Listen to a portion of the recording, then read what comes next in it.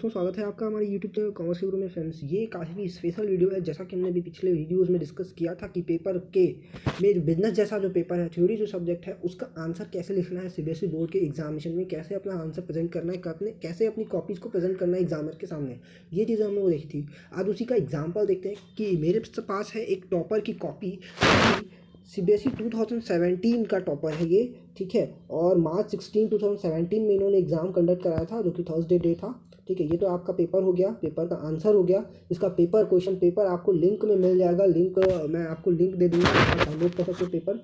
तो आइए फिलहाल इस पे देखते हैं, थोड़ा सा एक एनालिसिस करते हैं कि कैसे हमें लिखना चाहिए, और आप होते तो कैसे लिखते आप ये सोचिए। और अगर टॉपर की कॉपी तो वो कैसे पॉइंट लिखा हुआ है वो देखिए, ठीक है। पिछला वीडियो जरूर देखिएगा, उसका लिंक आपको पॉपअप में मिल जाएगा, डिस्क्रिप्शन में भी मिल जाएगा।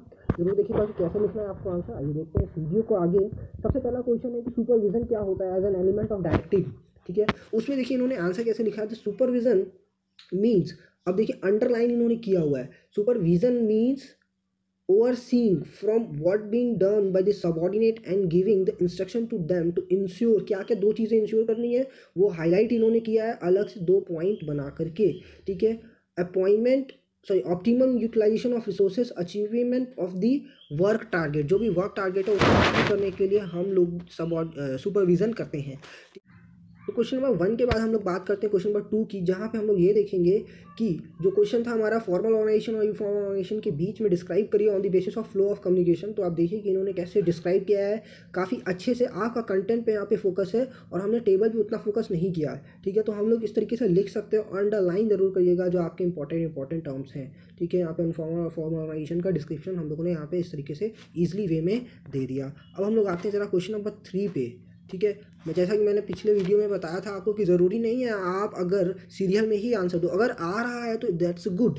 अगर आपको क्वेश्चन का आंसर सीरियली आ रहा है तो बहुत अच्छी बात है। अदरवाइज आपको जैसे क्वेश्चन का आंसर आ रहा है वैसे आप दे सकते हो, ठीक है। फिर अगला क्वेश्चन है आपका conduction of aptitude test in the process of selection. तो एप्टीट्यूड टेस्ट को हमने एक लाइन में, देखो ज़्यादा नहीं, एक सेंटेंस में हमने, ये पूरा 1 नंबर का क्वेश्चन है, एक सेंटेंस में आपने डिस्क्राइब कर दी भाई क्या होता है, कैसे हम लोग उसको डेवलप करते हैं, क्या उसमें करते हैं, मेन चीज़ें हम लोगों ने वहाँ पे लिखा और बस आगे बढ़ गए। फिर आपका जो क्वेश्चन है नेक्स्ट क्वेश्चन जो आपका ये केस स्टडी है। केस स्टडी का भी आपने बस केस स्टडी पढ़ा, जो क्रक्स पॉइंट है, ठीक है। Work flow analysis will be the manager to find and all the number of term. तो इस तरीके से हम लोग देखो, ये जो क्वेश्चन का आंसर था, वो जो क्वेश्चन है वो ज़्यादा बड़ा नंबर क्वेश्चन नहीं है, सिर्फ 1 नंबर का क्वेश्चन है, ठीक है। तो मैंने आपको नीचे मार्किंग स्कीम दी हुई है, वहाँ पे आप देखो तो आंसर सिर्फ एक ही वर्ड चाहिए उनको, वर्क फ्लो एनालिसिस। ये वर्क फ्लो एनालिसिस ही मेन आंसर है। तो एक वर्ड या एक सेंटेंस में सिर्फ आंसर देना है आपको, तो बस हम लोग ये करेंगे, ठीक है। आपको बस केस समझना है और जो आंसर होगा उसका पर्टिकुलर वो दे देना है। फिर क्वेश्चन नंबर 5 भी आपका केस स्टडी है। तो देखिए कितना शॉर्ट में आंसर इन्होंने दिया है, बहुत ज़्यादा डिस्क्रिप्शन नहीं चाहिए क्योंकि 1 नंबर का क्वेश्चन है। एक वर्ड या एक सेंटेंस, जो आंसर सुटेबल होगा, जितने में आपका आंसर कंप्लीट हो जाएगा उतना ही देना है, उससे ज़्यादा नहीं देना है। क्वेश्चन नंबर 6 में आपका पूछा गया 1 नंबर में, अगेन कैपिटल स्ट्रक्चर क्या होता है। तो कैपिटल स्ट्रक्चर हम लोगों ने बता दिया, mix between the owners and borrowed fund, it's be calculated as the डेब्ट इक्विटी रेशियो। ये एक्स्ट्रा पॉइंट है, इन्होंने लिख दिया है, ठीक है। अगर आप नहीं भी लिखते हो, बस ओनर्स फंड बता दिया कि mixer between owners and borrowed fund, that's enough. 1 number यहाँ पे आपका इनसिक्योर हो जाएगा, ठीक है। उसके बाद हम लोग चलते हैं, देखिए यहाँ पे इन्होंने अपने आंसर को और भी क्लेरिफाई करने के लिए यहाँ पे छोटा सा ये जो फॉर्मूला होता है हमारा, उसको इन्होंने लिख दिया है। तो देखिए ये डेब्ट अपॉन इक्विटी, ये छोटा सा हमने बता दिया। अच्छा, बिजनेस के पेपर में जैसा कि हम लोग पिछले वाले वीडियो में देखा था कि आपको जहाँ भी सुटेबल लगे, ठीक है, पिक्चर बनाना, टेबल बनाना, छोटा फ्लो के तरह से दिखा देना। तो इस तरीके से आप अगर दिखाते हो तो आपका अलग इंप्रेशन पड़ेगा एग्जामिनर के ऊपर, ठीक है। क्वेश्चन नंबर 7 जो है आपका, अगेन ये एक केस स्टडी का क्वेश्चन है। तो वहाँ पे भी देखिए 1 वर्ड मैक्सिमम हम लोगों ने एक सेंटेंस में आंसर दिया है, ठीक है। जो इसका मेन आंसर था इन्होंने अपना अंडरलाइन किया हुआ है यहाँ पे, क्लियर। और बाकी हम लोगों ने केस से रिलेटेड लिख दिया, यूज बाय द कंपनी। तो बेसिक वो था। आगे चले, क्वेश्चन नंबर 8 भी आपका जो है केस स्टडी का क्वेश्चन है। तो बस प्रोडक्ट कॉम्बिनेशन इनका जो श्योर आंसर था वो, प्लस साथ ही साथ एक सपोर्टिंग सेंटेंस हम लोग ने लिख दिया। फिर आगे आपसे 9 क्वेश्चन, जो 9 पूछ रहा है, क्वेश्चन नंबर 9 जो है आपका 3 मार्क्स का क्वेश्चन है। देखिए यहाँ पे कैसे आंसर देना है वो समझिएगा, ठीक है। क्वेश्चन नंबर आपको आंसर पता है तो बहुत अच्छी बात है। अगर जिसका भी जरूरी नहीं है इस क्वेश्चन का आंसर आपको पर्टिकुलर इसी तरीके से देना है, कोई भी क्वेश्चन है उसका आंसर कैसे देना ये देखिए, ठीक है। क्वेश्चन नंबर 9 में आपसे पूछा हुआ है कि प्रिंसिपल ऑफ मैनेजमेंट बताइए unity of direction and order as a principle of general management, तो ये आपको बताना है, ठीक है। तो ये आपने ऐसा फ्लो डायग्राम दिखा दिया कि भाई ये आपका बेसिक है, इसी के दो पार्ट है, इसी के दो यूनिट है ये, ठीक है। इसको आपने एक्सप्लेन करना है, तो एक तरीके से एक छोटा सा स्पेस लेके आपने ये बता दिया। तो देखो ये इस तरीके से दिखाने का मतलब क्या हुआ, ये दिखा रहा है कि ये चीज़ें कैसे कनेक्ट है इससे, ठीक है। ये जो चीज़ें हैं, ये दोनों आइटम, ये कैसे इनसे कनेक्ट है, ठीक है। तो ये हमारा इससे पता चलता है। फिर उसके बाद अगर आप देखो तो आंसर इन्होंने देखो कैसे दिखाया हुआ है। तो अगर हम देखें आंसर, देखो अब यहाँ पे इन्होंने पूरा एक स्पेस लिया हुआ है आंसर दिखाने के लिए। और जैसा कि मैंने बोला था कि आप जो है पॉइंट में आंसर दिखाओ, तो देखिए यहाँ पे एक डॉट इन्होंने लगाया, एक डॉट इन्होंने लगाया यहाँ पे। तो जैसा कि हम लोग क्या करते हैं, बच्चे क्या करते हैं जनरली कि अपने आंसर को पैराग्राफ में लिखने लगते हैं, तो वो आपको करने से बचना है, ठीक है। अब देखिए यहाँ पे भी, यहाँ पे क्या है कि यहाँ पे इन्होंने मेरिट दिखाया, तो मेरिट के बाद, मेरिट के अलावा अंदर देखिए, ये जो हम लोग रूल ऑफ अलाइनमेंट की बात कर रहे थे, ये रूल ऑफ अलाइनमेंट है। ये रूल ऑफ अलाइनमेंट हम लोग यहाँ पे फॉलो कर रहे हैं कि ये मेरिट डिमेरिट इस तरीके से, ये पूरा लाइन हम लोग फॉलो कर रहे हैं। फिर एग्जांपल भी देखिए, इस रूल में हम लोगों ने इसको इस तरीके से प्रेजेंट किया है। तो यूनिटी ऑफ डायरेक्शन, ये पॉइंट नंबर 1 यहाँ पे ख़त्म हो रहा है। पूरा एग्जांपल और सारी चीज़ें बताने के बाद फिर आप उसमें अगर चलो तो आपने यहाँ पे ऑर्डर को डिस्क्राइब कर दिया। और यहाँ पे ऑर्डर को डिस्क्राइब करने का तरीका देखिए, यहाँ पे भी हम लोगों ने क्या किया, पॉइंट बेसिस पे ही, पॉइंट वाइज हम लोगों ने यहाँ पे इसको दिखाया है। देखिए पॉइंट के हिसाब से हम लोगों ने यहाँ पे इसको दिखाया है, ठीक है। तो इस तरीके से आपको आंसर अपना लिखना है एग्ज़ाम में। और यहाँ पे आपने एक छोटा सा एग्जांपल बता दिया जो आपके जो क्वेश्चन, जो आपका जो थ्योरी है उसको सपोर्ट करता हुआ एक छोटा सा एग्जांपल भी हो जाए। तो अगला क्वेश्चन, क्वेश्चन नंबर 10 है, जहाँ से आपको पूछा हुआ है state any 3 feature of planning. ये 3 मार्क्स का क्वेश्चन है। तो आपका देखिए स्टार्टिंग कैसा होना चाहिए। स्टार्टिंग में हम लोगों ने सबसे पहले क्या लिखा, वही एज अ फ्लो चार्ट हमने बनाया और बता दिया हेडिंग। हेडिंग आपको सबसे ज़्यादा इंपॉर्टेंट है, जैसा कि मैंने पिछले वीडियो में बताया था कि हेडिंग सबसे ज़्यादा इंपॉर्टेंट होता है बिजनेस के एग्जाम में। अगर आपका पॉइंट 1 नंबर है तो उसमें से आधा नंबर आपका हेडिंग रहेगा। तो हेडिंग हम लोगों ने दिया हुआ है, तो हेडिंग हमने दे दिया। हेडिंग अगर आपने इस तरीके से दे दिया तो यहाँ पे आपका हाफ मार्क्स सिक्योर हो गया। एंड देन फर्दर आपका एग्जामिनर जो है आपका एक्सप्लेनेशन चेक करेगा। अगर आपने एक्सप्लेनेशन भी दे दिया अच्छे से पॉइंट वाइज, देखिए यहाँ पे अगेन मैं आपको यहाँ पे फोकस करना चाहूँगा। देखिए अगेन यहाँ पे पॉइंट वाइज इन्होंने आंसर दिया हुआ है। तो पॉइंट वाइज आपने आंसर दिया और ये आंसर कंटिन्यू है आपका नेक्स्ट पेज तक। तो ये हम लोगों ने यहाँ पे इस तरीके से, प्लानिंग जो होता है वो परवेसिव होता है। तो आपका कहाँ कहाँ परवेसिव होता है, जो आपके 3 लेवल होते हैं वो हम लोगों ने बताया कि टॉप मैनेजमेंट में, मिडिल लेवल पे और लोअर लेवल पे। इस तरीके से हम लोग उसको पूरा एक्सप्लेन कर दिया कि परवेसिव है। और मतलब देखिए आपका आंसर जितना पिक्टोरियल रहेगा, जितना टेबल फुल रहेगा, उतना ज़्यादा आपके लिए अच्छा रहेगा, आपका एग्जामिनर का इंटरेस्ट आएगा पढ़ने के लिए, ठीक है। फिर आगे हम चलते हैं। देखिए आपका जो लास्ट वाला पॉइंट है कि कंटिन्यूअस होता है, उसमें भी हम लोगों ने पॉइंट के बेसिस पे आंसर दिया हुआ है, ठीक है। यहाँ पे देखिए पॉइंट के बेसिस पे आंसर दिया है। पैराग्राफ आपको कहीं भी नहीं मिलेगा। तो मैं बार बार आपसे बोल रहा हूँ कि जब भी आप आंसर दीजिए बिजनेस में, पॉइंट के बेसिस पे, जो आपने पूरा 5 सब्जेक्ट 5 सेंटेंस जो आपने एक पैरा में लिखना है वो पॉइंट बना के 5 पॉइंट दे दीजिए, तो वो ज़्यादा अच्छा रहेगा देखने में और समझ में भी आएगा कि एक पॉइंट यहाँ से खत्म हो रहा है, दूसरा पॉइंट ये हो। आइए देखते हैं question number 13। Question number 13 again एक केस स्टडी क्वेश्चन है, जिसमें कि आपका इन्होंने सबसे पहले हम लोगों ने क्या देखा है कि आपका जो मेन हमारा है कि हेमंत किस पे चीज़ पे बिलीव करते हैं।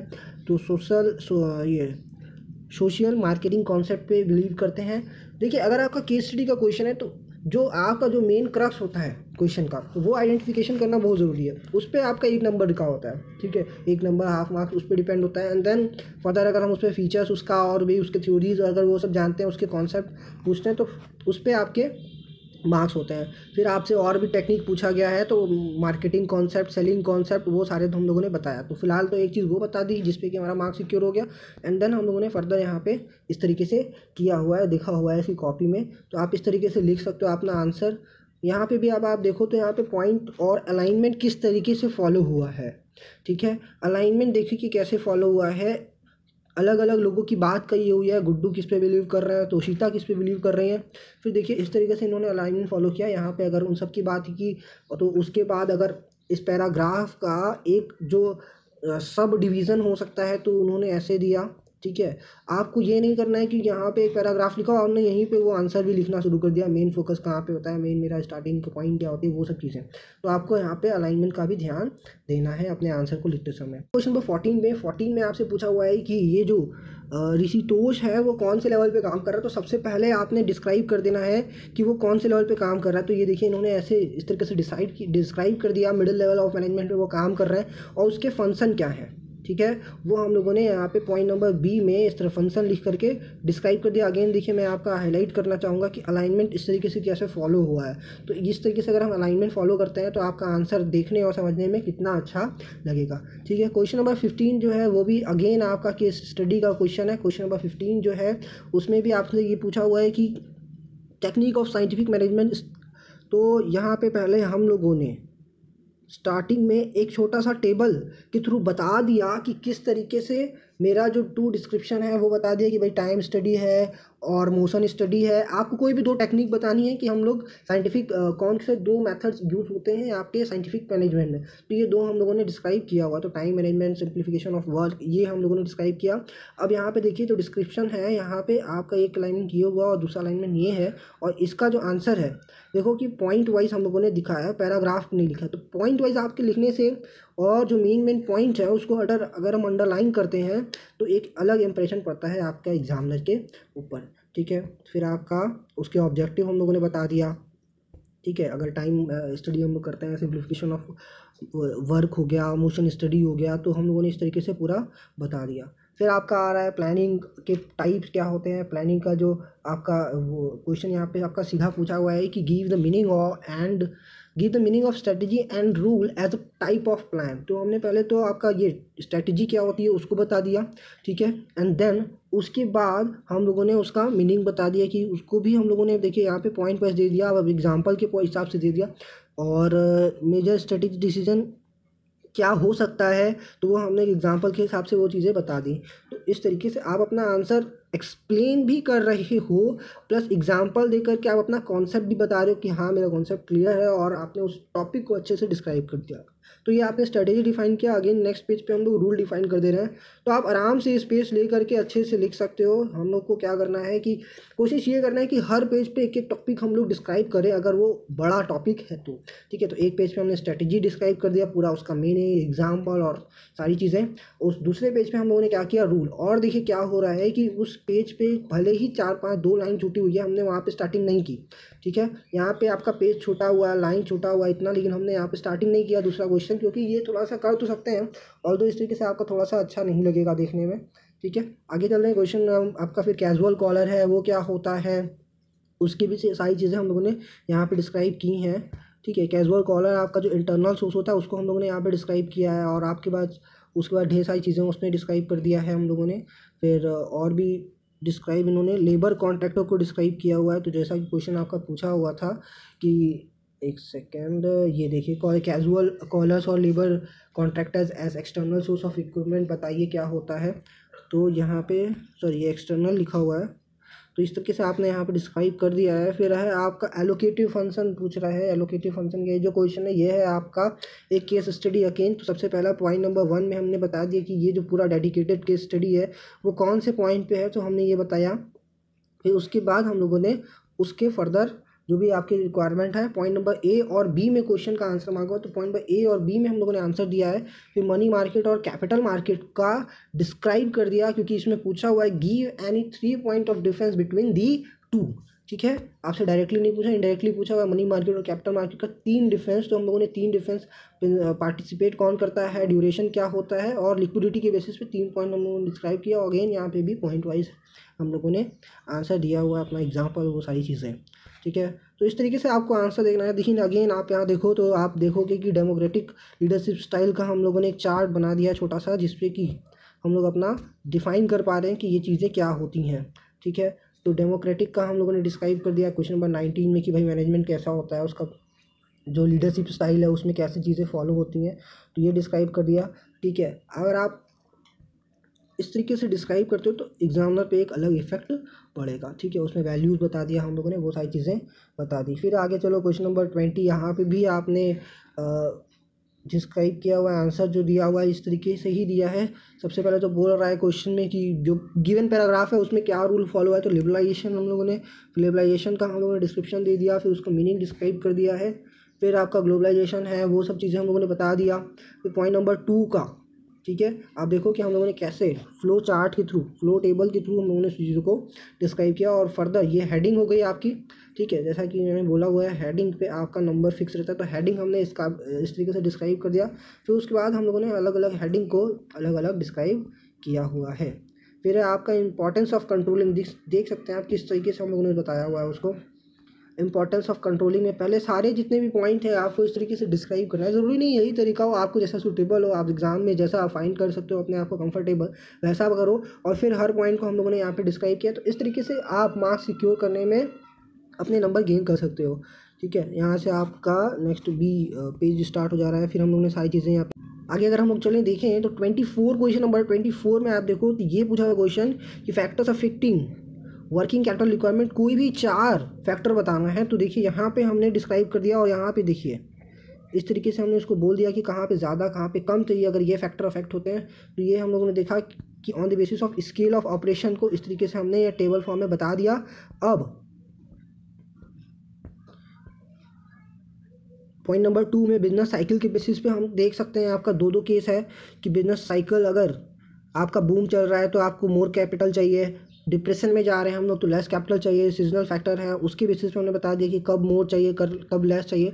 तो इस तरीके से हमने 4 फैक्टर कितने अच्छे तरीके से यहाँ पे डिस्क्राइब किया हुआ है। तो आप इस तरीके से यूज़ कर सकते हो अपनी कॉपीज़ में भी, जिसके कि आपका मार्क्स और गेन हो जाए, ठीक है। तो इस तरीके से अगर आप आंसर लिखते हो तो आपका जो मार्क्स ज़्यादा आने का चांस और ज़्यादा हो जाता है। क्वेश्चन नंबर 25 आपका अगेन केस स्टडी है, तो वहाँ पे हम लोगों ने मार्केटिंग से रिलेटेड जो केस स्टडी है उसमें आपको सब चीज़ें बतानी है कि यूनिट ऑफ प्रोडक्ट क्या होगा, ये सब चीज़ें। तो इस तरीके से आप डिनोट कर सकते हो। यहाँ पर भी अगर आप देखो तो इस तरीके से हम लोगों ने टेबुलर फॉर्म में ही आंसर दिया हुआ है, ठीक है।